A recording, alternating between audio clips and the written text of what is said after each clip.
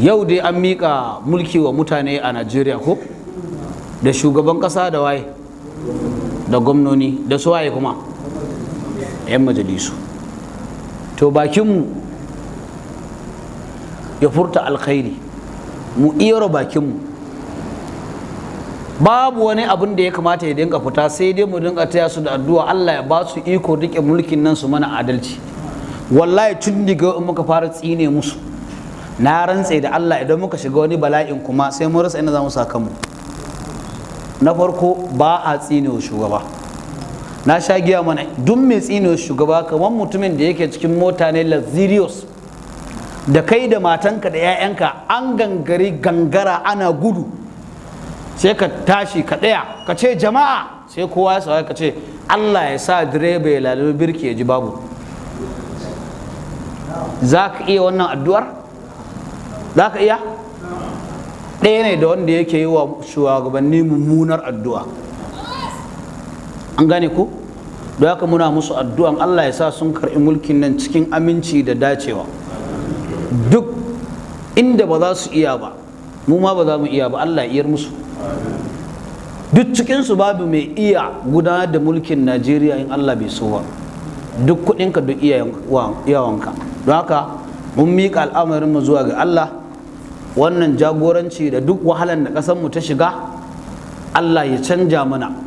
Wani ya ce wallahi man fetur ba zai taɓa dawowa lita naira 40 ba, saboda ya ce a duniya Najeriya ce kaɗai idan abu ya hau baya dawo baya.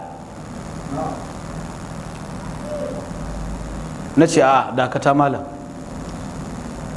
Allahn da yake kula da Dubai da haka ya faru ita da Qatar da Doha da China, kasan duk ya faru da su fa, da India, an gane ko, da Saudi Arabia. Allah nan fa shine ne Najeriya ba, ko ba haka bane? Mu kuma mun imani da babu abun da ya gagari Allah, babu shi. Sai kaga Allah ya kawo ni sanadi, wallahi Allah ya kawo ni sanadi man fetur lita ɗaya ya dawo naira 50 ɗin.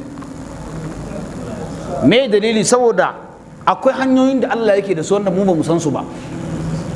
Sai Allah ya albarkaci kudin Najeriya naira ɗaya ya zama dalan Amerikan 100. Wani yanzu yana ta jina yana kai ba zai yiwu ba, ai mun ce Allah.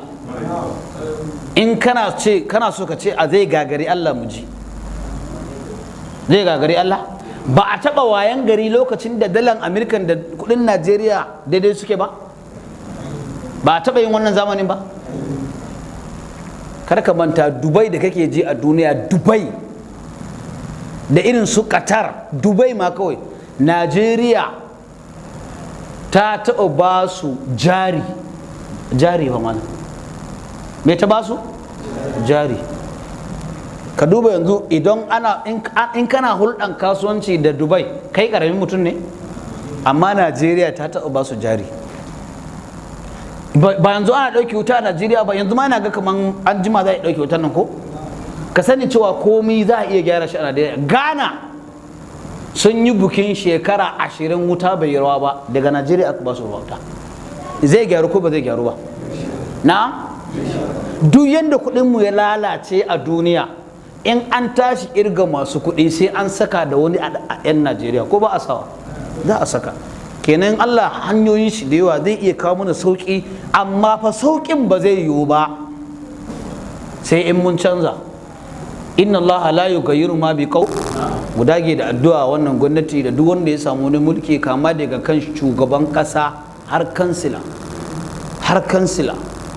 duk wanda ya samu wannan mulki mu ci gaba da addu'a ta ƙasar mu Allah ya ƙara zannar da ita lafiya.